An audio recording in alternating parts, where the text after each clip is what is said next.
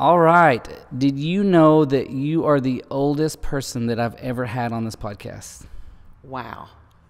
Right? This podcast is brought to you by Lamar National Bank. I want to thank those guys so much for sponsoring this podcast, and let's get this started. Patsy Davis, welcome to Paris, Texas, a podcast. Thank you so much, Broadway. I am very glad to be here. Okay, so I start the beginning of the podcast in the same place every single time. Where were you born? I was born in Baylor Hospital in Dallas, Texas. Awesome. In 1931. Okay. 1931. Wow. Okay, so how long were you in Dallas, Texas? 14 years. 14 years.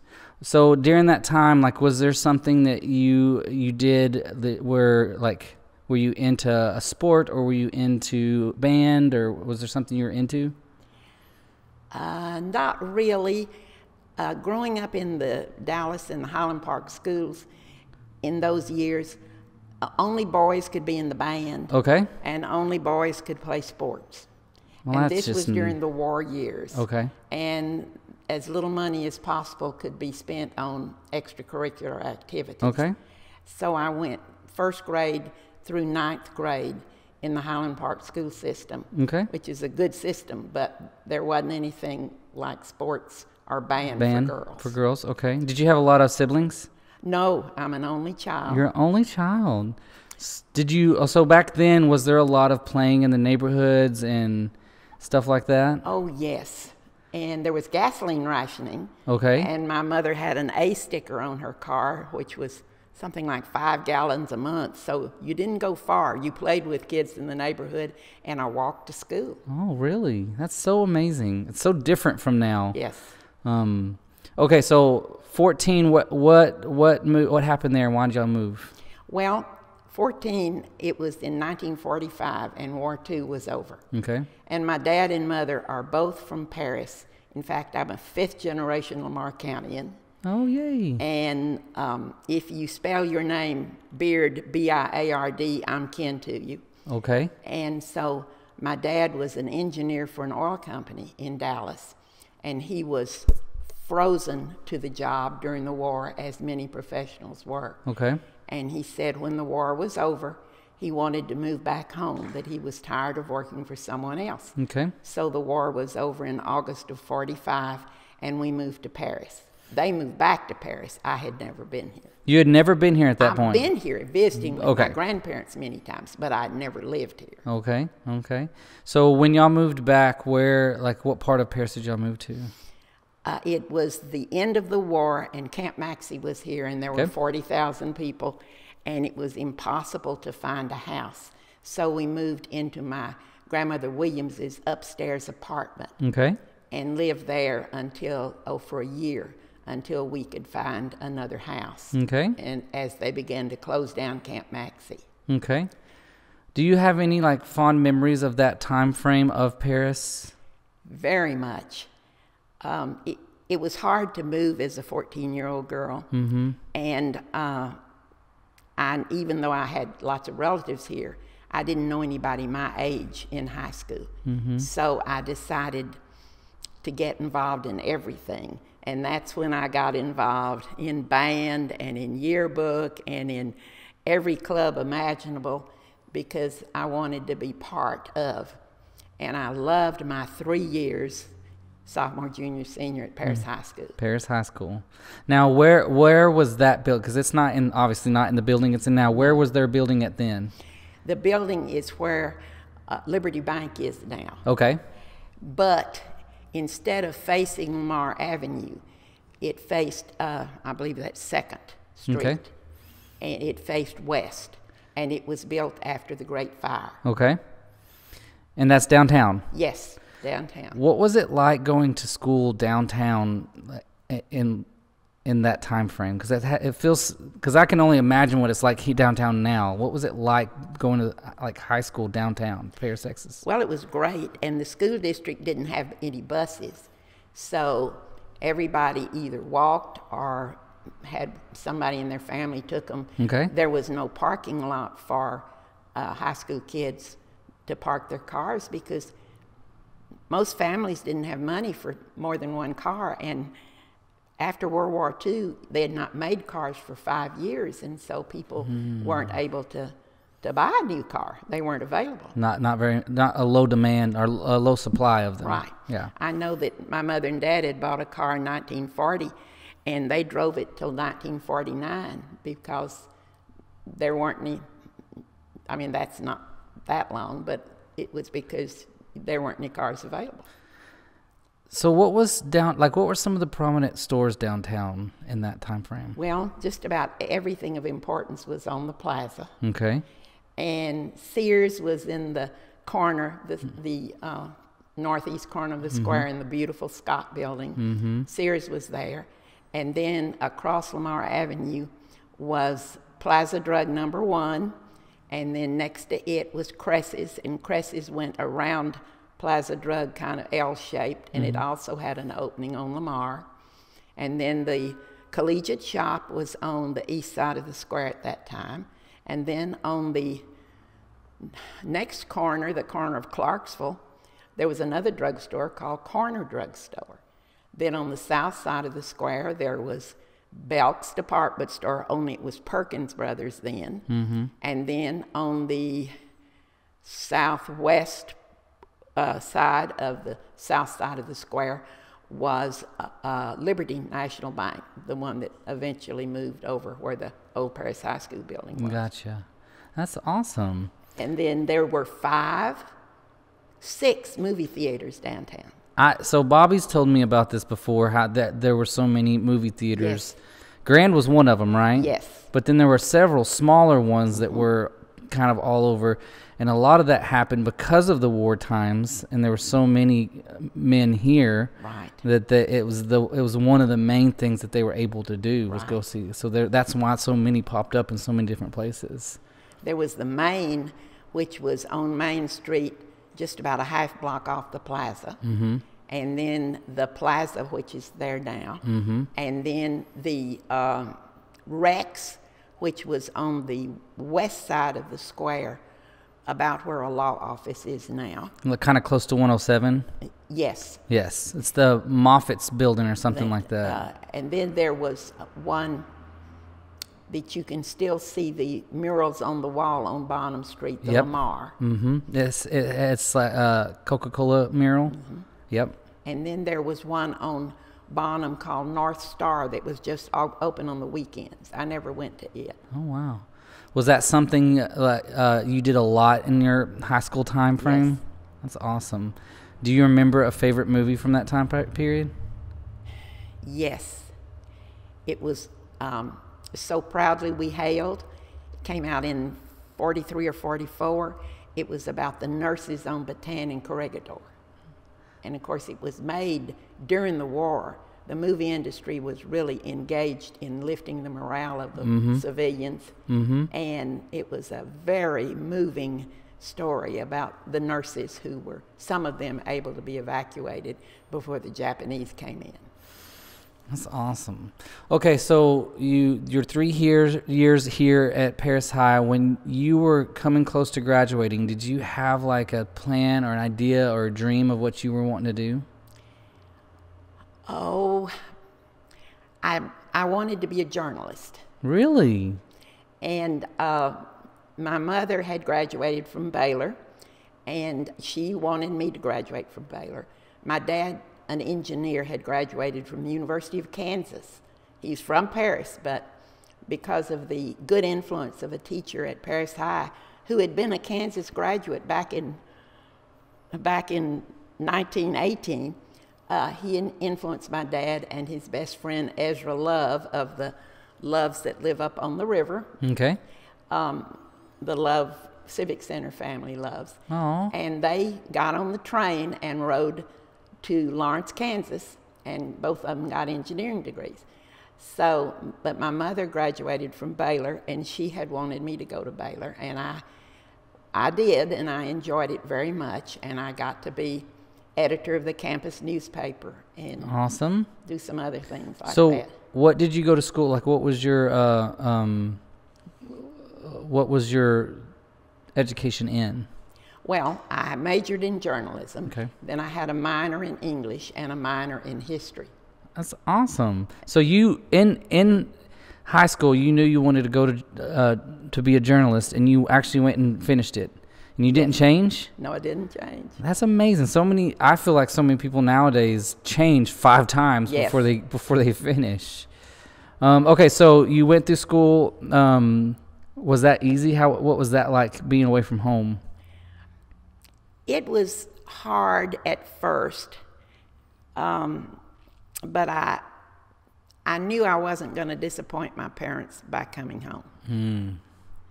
And it was crowded. We had every girl at Baylor had to live on campus, and they had not been able to build dorms during the war. I started college in September of 1948, and the war had been over 3 years, but they had not been able to build all the buildings they needed to.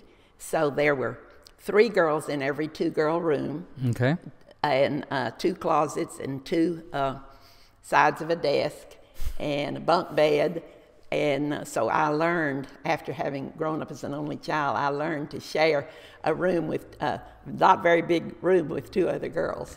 I hadn't even considered that, being an only child and then having to go in and basically have 2 sisters. Right. Now, was that just 1 year, or did you have the same through all of school? Through all of school, it seems like when I was a senior that we had only 2 girls to a room. But the others, it was 3 girls. Awesome. So have you met your husband at this time in your life yet? No. Okay. Okay, don't let me pass that. I want to make sure Okay. we throw that in there when we get there. Okay, so you go through college, you graduate college. Yes. What was the plan there? Well, actually, I finished in 3.5 years because I wanted to get married. Really? You met Kylie, the girl that works here? Yes. She finished school super early, too. I think she did 2.5 years. Oh, my goodness. All right? Isn't that That's not impressive? easy. Yes, that's not easy. I love bragging about her because we love having her here, and she's so amazing, but every chance I get, I brag about her. Good. Okay. So were you dating someone at that time to marry? Or did you just know you wanted to find someone to marry? No, I was already engaged. Oh, okay. January of 51, which was my junior year, Okay. I was going down to the Baylor Press to check on the newspaper. We published the Daily Lariat. It still publishes 4 days a week. It is a very award-winning university newspaper. Okay. And I was going down to check on it. We said put it to bed every night. We printed from a flatbed press. Okay. So I went down. It was a Wednesday night. I missed Baylor Religious Hour, one of the few good things that ever happened to me by missing church. And I went, but the girl who was editor had asked me if I could go down to the press and make sure everything was all right, because she was going out to dinner with her boyfriend and his mother. So we walked everywhere. Girls couldn't have cars at Baylor then unless they were graduating seniors. Plus, most families just didn't have the money for a daughter to have a car. So I walked, and of course it was dark because it was January. I walked to the Baylor Press, and we had 2 linotypes. I don't know if you have any idea what that is. It's they're made by a German company called Mergenthaler, and they actually made lines of type. The operator would sit in front of it and type a keyboard that is not the same as a typewriter keyboard. And instead of typing a mark on a piece of paper, it pulled down a mold of a letter. For instance, a B. It would pull down the mold of the B. Okay. And it would be the backward of because it's a mold, it's going to be the backward B.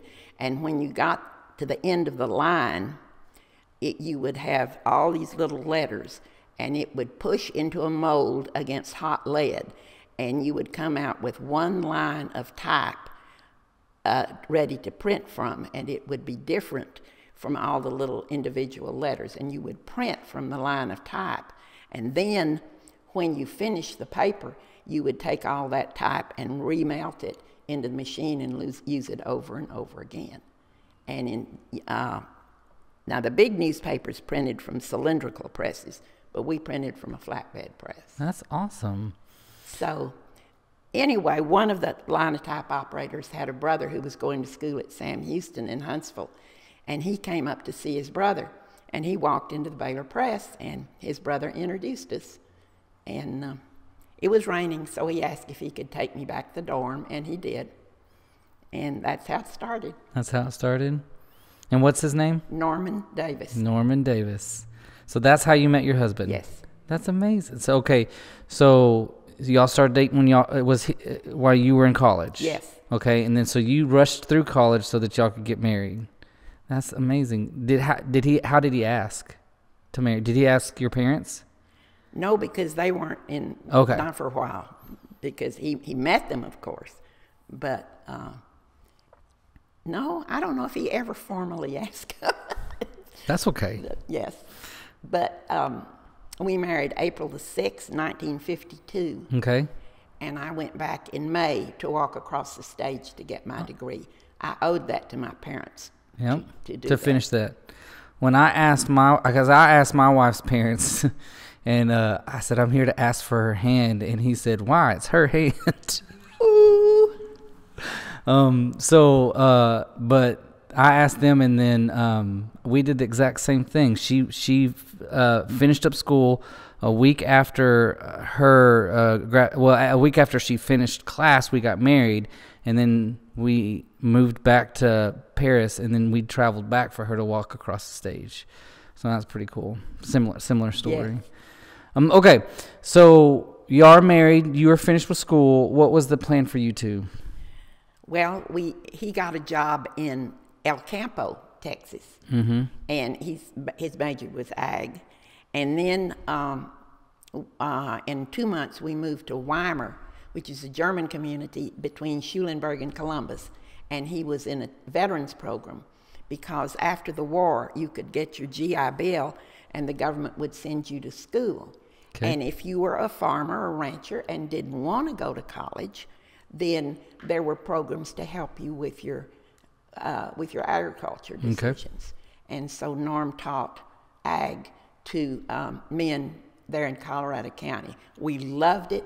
It was an area with lots of German people mm-hmm. and Bohemian, and we loved the area, loved the people. It was just really one of the most pleasant years of our whole life. And so that was 1 year? Mm-hmm. And then what'd y'all go after that year? We came back to Paris, and he worked for a while here, and then he got on with Soil Conservation Service, U.S. government agency, because of his ag background. Awesome. And we went to Lancaster, Texas, and were there about 5 years. We liked Lancaster. And then we went to Crowell, Texas, which is west of Vernon, west of Wichita Falls. And here again, a different part of the state than I'd lived in. Wonderful people. Dry, dusty town, but wonderful people. Okay. In fact, everywhere we've lived, they've been wonderful people. And then we came back here in 1962. My dad had started and owned Williams Sporting Goods, and he asked if we would come back and go to work for him. How long had he owned that? He started it in 1945. Okay. Wow. I remember, well, we'll get there. I remember fond memories of Williams when I was a kid, yes. But I'll get there later. So did y'all come back and run it? Yes. Norm went to work for my dad and learned the basics of the business, and then he went on the road, and he would travel about 330,000 miles a year all day to the schools, and he could fix anything, and he installed glass backboards and scoreboards back when scoreboards were mechanical instead of digital. Okay. And he could fix them when they were mechanical, and then when they were digital he would take the main brain. That always amused me, that name. The main brain? The main brain, and send it back to the company. And then he sold uniforms and balls and just all the many things. And eventually, rush forward a few years, I also went to work at the business, and I sold letter jackets. That was so that I don't mean to fast forward, but that was my memory, is going and getting like my letter jacket, yes. And how like proud I was, and how like just the feeling that I had getting to show up. And I was a cross country runner, so I got the little like shoe and wing on my letter, and I don't know. It was a fond memory for me growing up and being able to earn that jacket. I have to tell you something. On one of the walls in our den is a framed picture of a chenille letter C with a cross-country insert. My husband grew up in Concord, New Hampshire. Really? And he was on the state winning cross-country team when he was a senior. That's awesome. And he still has the letter from his letter jacket in 1943. I still have my jacket. I have 3 boys, 11 to 3, and I hope that one of them will want to wear it when they get to the right age to wear it. So I kept mine as well, and my wife kept hers, but she was a bulldog in Colorado, so hers are purple and gold, not blue and gold. Right. So, but awesome. Okay, so what year round was this when you and your husband were working at Williams? Well, he did from 62 on for many years. Okay. I took time off to have another baby and then started teaching at Paris High School in 65. Okay. Downtown. And I taught English and journalism. So the same school you graduated for, you went and taught at? Yes. That's cool. Yes, it was. I love that building. It was built by people who knew how to build buildings before air conditioning. Yep. High windows. I don't ever remember being hot in that building, really. Really? And transoms over the door. Do you know what a transom is? I don't know what a transom is. I'm sorry. Okay. And it's a piece of glass above a window, and Okay. usually you can crank it open, so Okay. above a door, an inside door. I know exactly what you're talking about. I can see it, but I didn't know the name of it. Yes. And so I got to teach English and journalism, and then we had a paper, The Cat's Meow, and it came out every Sunday in the Paris News, and we won best in the state for our enrollment. Okay, I love the name. I mean, as you know, our company's name is Dead Cat, but that's because I don't know if y'all know this, but I'm gonna tell a story real quick. The little fuzzy ball that goes on top of the microphone, actually, there's one right over there by Leah. That's called a dead cat because it just resembles kind of a furry, lying there animal. So that's why we named our company Dead Cat. But the Cat's Meow, I feel like we need to steal that for something. I love that. Sometime later, they revived it, but not for too long. Not for too long. That's awesome. Okay, kids. How many kids did y'all end up having? 4. 4 kids. And how many boys and girls? 2 boys and 2 girls. 2 boys and 2 girls. And we have. Are you ready for this? Uh-oh. There are 49 of us. 40 total. Is that grandkids and kids and oh wow. And greats. And greats. 18 greats. 18 greats. What an amazing family. For a little girl who was an only child. An only child. And now you've got a whole group of them. That's amazing. A great blessing. It's an amazing blessing. Okay, so y'all had kids. Did you ever work at any other newspapers or journalist jobs? When I first graduated from Baylor, I went to work for the Baptist Standard, which was the state Baptist paper of Texas. Okay. And I probably would have been there a long time, but we decided to get married, and so I had to, it was in Dallas, my job was. And then I worked very briefly for a newspaper in El Campo. We weren't there very long. And then when we got to Weimar, I worked at the school. They had no openings for teachers, but I was the secretary to the superintendent, and I kept study hall, and I was the official substitute, and I did that sort of thing. And my favorite job of all times was in Weimar. I worked for a cotton buyer for about 6 weeks during cotton season. Okay. And that was so much fun. Okay. I learned a lot on that. I was the only lady in the building, and I just really did learn. We were new to the community, and I learned a lot of people that were different, had very different from growing up from what I'd had. Yeah. And just really great people, and that was a very different job, but a fun job. Awesome. Okay, so you're in Paris. You were working at the Paris high school again, or well, not again, but you were back there again. And what's happening in Paris at that time, in that stage of life? It's let me see. Of course, we still have the Paris High downtown, and the plaza is losing some of its magnetism. For a while, everything was on the plaza. In fact, I had a good friend in high school that lived over on 3rd Southwest, and on Saturdays, they would bring their car to town and park it around the plaza and walk home, and then come back that evening and sit in the car and watch the people go by. Aww. This is the plaza was the center of everything. But then it began to, I don't know what year they opened Mirabeau Square. Mirabeau, yeah. Pardon me, that's what it was then. Yeah. And when they started building these other shopping centers. Okay. And that was different. And then teenagers began to get more cars, and they were able to, I guess there was more traffic than there had been when I was growing up, when each family didn't have 4 and 5 cars. And then I think they say kids were different. I don't know. I didn't notice it that much. My own kids. We always found most of our friends at church, and our children were in youth groups at church, as I had been when I was a little girl. And that's just very special, and a special way to grow up with most of your friends in church and school. Yeah. And after I left Paris High, I took off about a year and then went to work at Crockett and taught Texas history 7th grade and had the yearbook. Once you're a journalism major, you're always a journalist. Yes. And I love Texas history, and I still teach it to anybody who will listen. That's amazing. I will say this. I've had several, if not half a dozen to a dozen people tell me that you need to be on this podcast because of your knowledge of the history of Paris and your knowledge of history in general.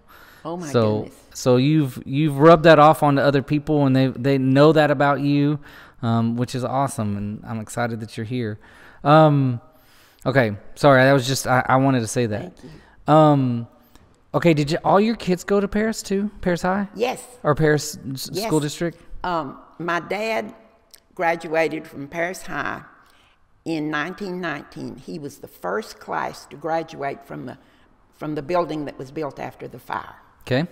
It opened in the fall of 1918, but of course that was the close of War I and also the horrible flu epidemic. But he was able to finish in 1919. I graduated from that building in 48. Our older son, John, graduated in 71. Daughter Susan graduated in 72.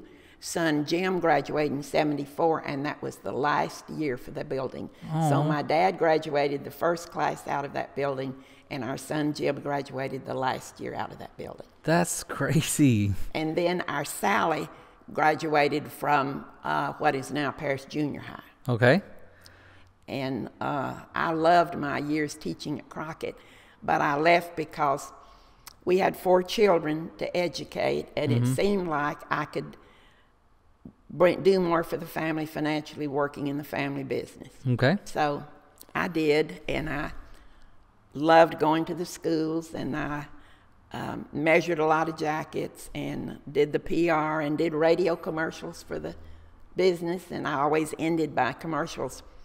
I started out with, "This is Patsy Davis at Williams Sporting Goods," and then I'd end with, "In beautiful downtown Paris."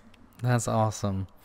Now, one of your sons runs Williams now, right? Yes, Jim. So that's also kind of a unique thing for a business to stay in the family for that long. Yes. Is somewhat unheard of Right. this day and age as well. That's kind of a cool thing. Yes. What has been the evolution of Williams from when it started to where it is now? Well, when we started, it was more of a hardware as well as sporting goods. Oh, I did not know that. And right after the war, well, my dad bought it in October of 45, everything was hard to get. I mean, he would patch basketballs till it was patches on top of patches because there weren't any new ones for him to get to sell to the schools. And I can remember selling, or later, a little later, or when we came back, selling junior high uniforms for like $10 a piece, shorts and tops. And the schools, most of the smaller schools who were our customers, didn't have the money. And then it seems that athletics got to be more important, and schools have more money now for athletics. And I think that's a good thing because a lot of kids go to school and stay in school because they want to participate in athletics. Everybody can't be an honor graduate. Yeah, yeah. And so it's important for them to be able to participate in athletics. And as I said, when I was in Paris High, the only thing a girl could do athletically was tennis. And one of my classmates, Norma Lawrence Staples, finished first in the state in tennis. Awesome. But we had a wonderful band, Floyd Weger, who was band director at Paris High for years and years. And I loved being in the high school band. That's awesome. I'm sad that they didn't allow girls to be in more back then, because I know that they're, like, even my business partner Leah, who's here, like, she's an amazingly talented female, and like I couldn't do half the things that we're capable of doing in this business without her being a part of this business. And I hate that back then that people may not have been able to find their passion because they weren't allowed to do it in school. You know, I kind of talk about this a little bit in school. Granted, not as far back, but like, we didn't have the resources to have cameras and stuff at my age. That we had one camera in the school, so I didn't really get to like experiment with a camera and learn that I loved as much as I do working with a camera until I was much older. And had I had that in school, I might have been able to go a lot further, a lot earlier in life. So just kind of relating that to women of your age and not being able to do anything except for tennis and band. I'm sad that was the way it was. Well, you're talking about cameras. When I was in Paris High School and we had the Cats Meow, we did not even have a camera. And I was dependent upon the OWL staff, the yearbook staff, to take pictures for me. And then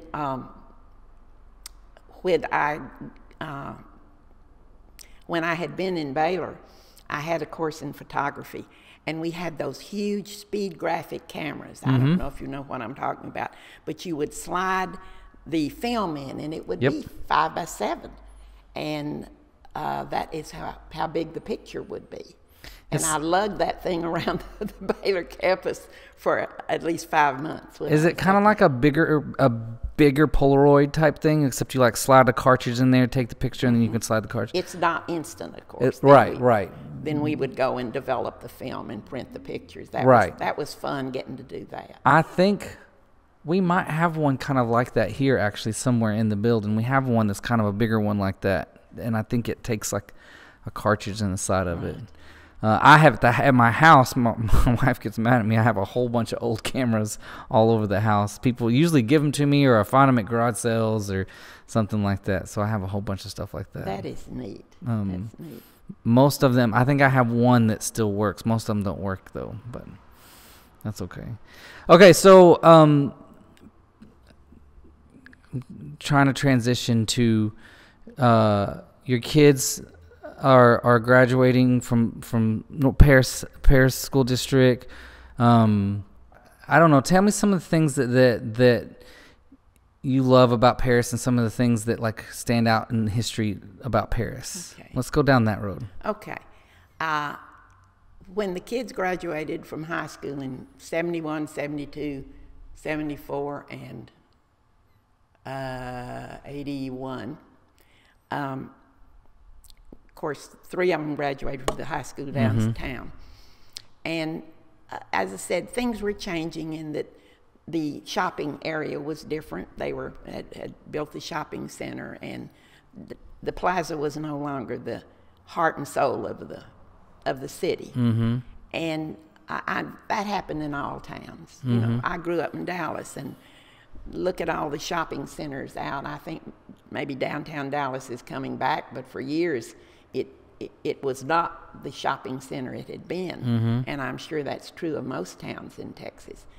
So that was different. And then one of the things I haven't mentioned, and I have to, is the Lamar County Historical Society. Okay. Because that's our things now.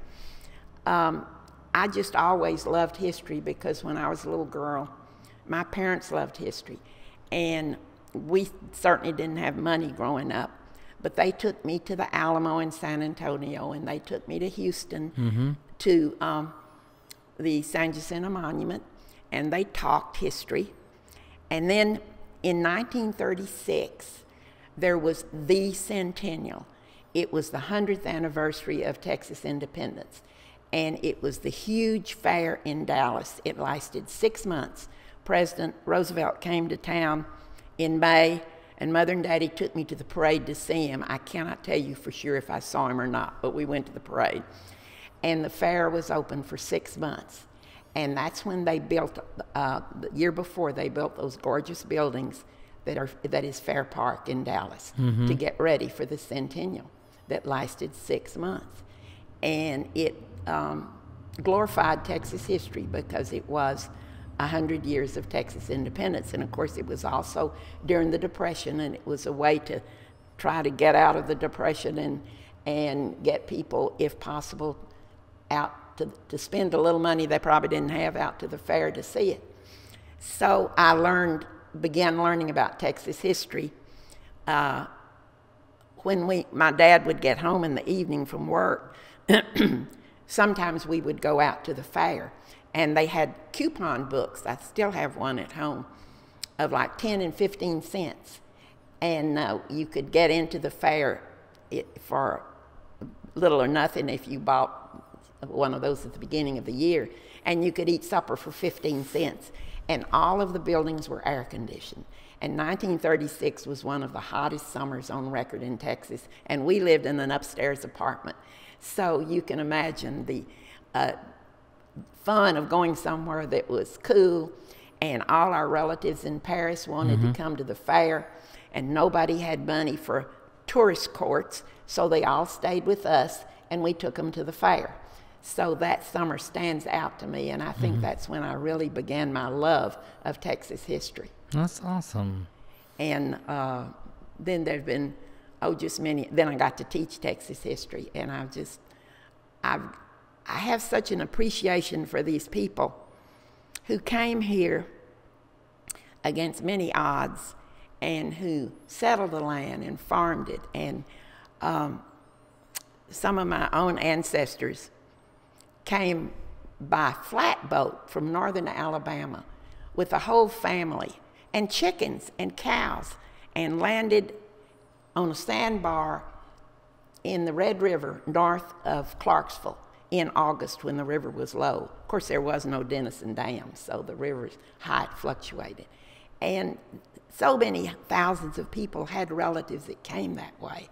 And it's, I think we need to appreciate them. We need to know why they came and what the kind of grit that they were made of. Well, a group of people here had a Lamar County Historical Society. We got involved about the year 2000. And the late Dr. William Hayden was one of the guiding forces. Of course, he was a Louisianian, but he loved history. And he got a small group of men together to start building a museum. And my husband was one of them, and they worked for over 5 years to turn just a warehouse down at the Bonham Street Depot into a beautiful museum. They did all of the work except some of the electrical work that had to be done by professional electricians. And we opened, I believe, in 2007, and we have the most fascinating collection memorabilia, including the original smile sign from the Great Fire of 1960, and so many things, and including the Beard House, the oldest house in Lamar County. And it's in the actual museum. They took down the side of the museum to bring the house in. They had to take the chimney off and the roof off, but the house itself has never been taken apart. Wow. Because they were able to take it in, just really took the side of the museum off to bring it in. And I wish that we could interest more school groups to come through. We have more people really from the Dallas-Fort Worth area that come almost than we do local people. And I wish that more people were interested in their history. Well, I've actually been in there. I've shot, I think, a couple of videos in there. There's a few things that I remember as well. There's a whole military room in there that just kind of talks about all different time frames of military, which is really cool. Another thing I loved seeing was the original, or not the original, but one of the first Sonic signs. Yes. And it still lights up. Oh, yeah, and the booth, they would put, not booth, whatever they'd put there by your car, and the 25-cent hamburgers. Yep. So that, and the sign's still up there, and you can still see the prices on it. Yes. So that's one that stuck out to me. There's a whole area for like metalworking back in the very back behind the house.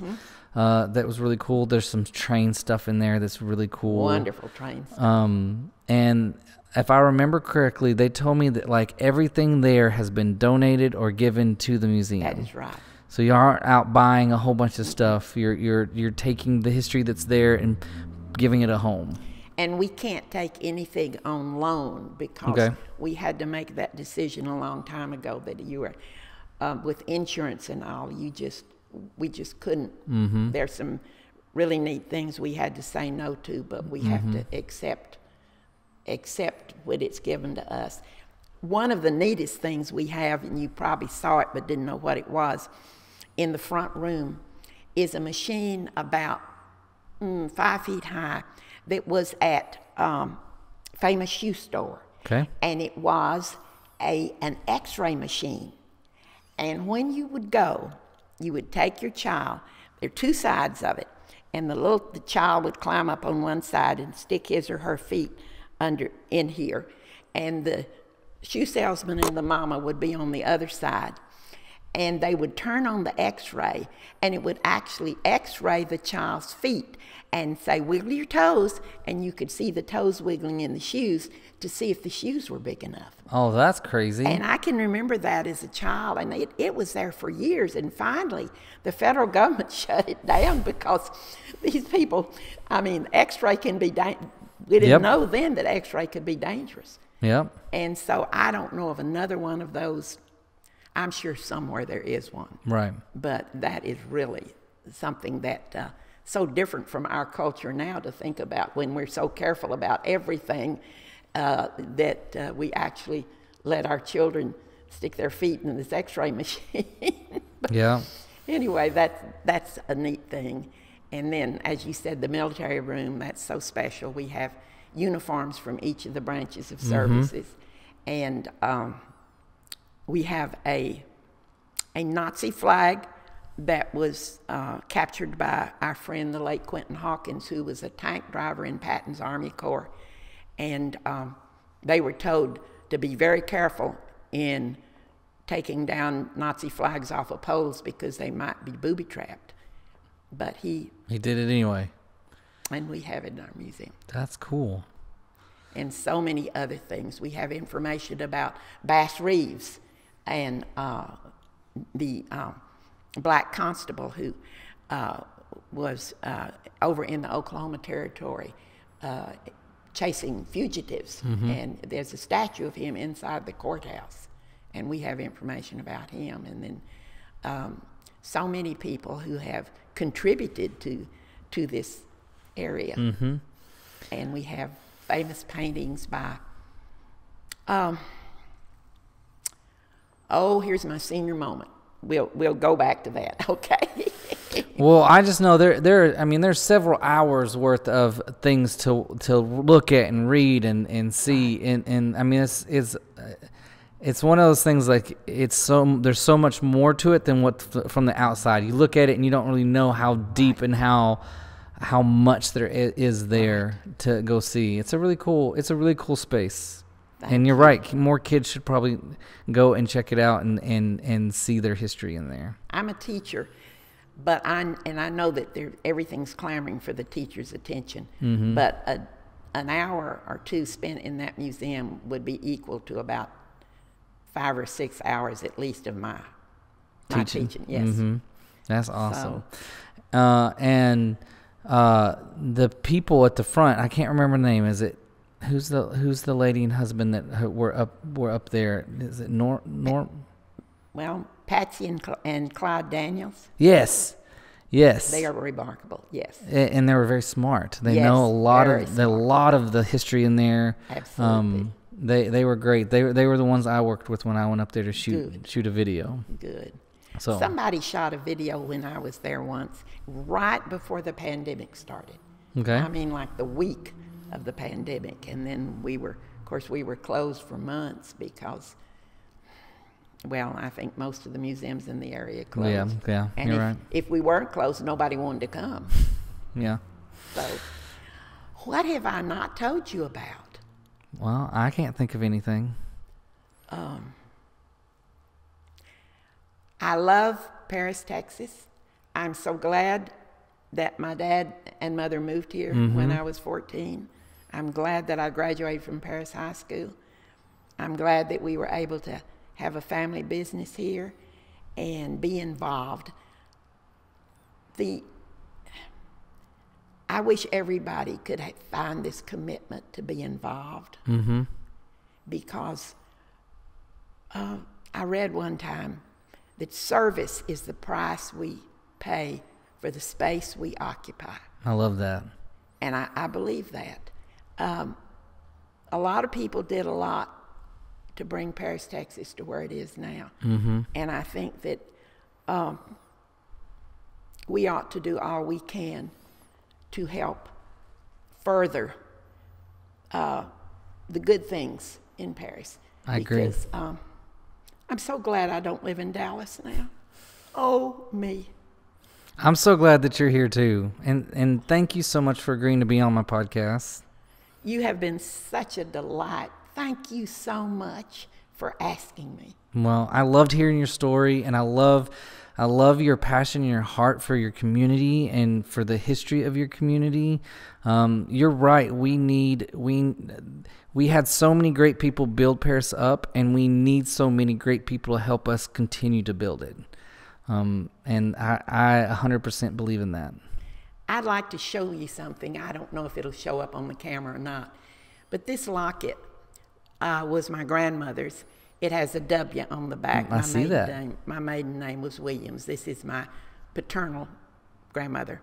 And inside there's a picture of a lady on one side, and on the other is a picture of her hands. Okay. Actually, this was worn by my grandfather, because you think about it, Broadway, you wouldn't wear your own picture.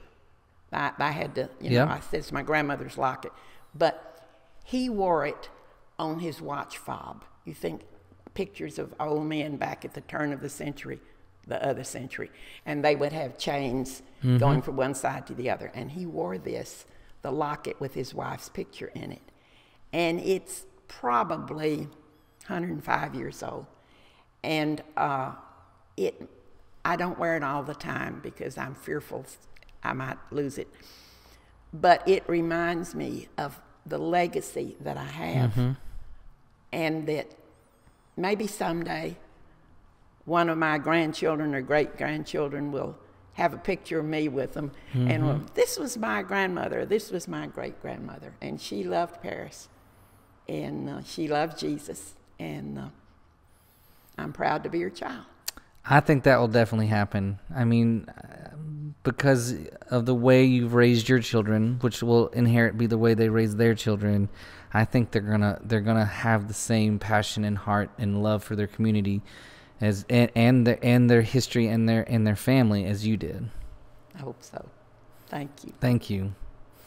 All right, guys. Thank y'all for listening. We'll see you next week. Bye.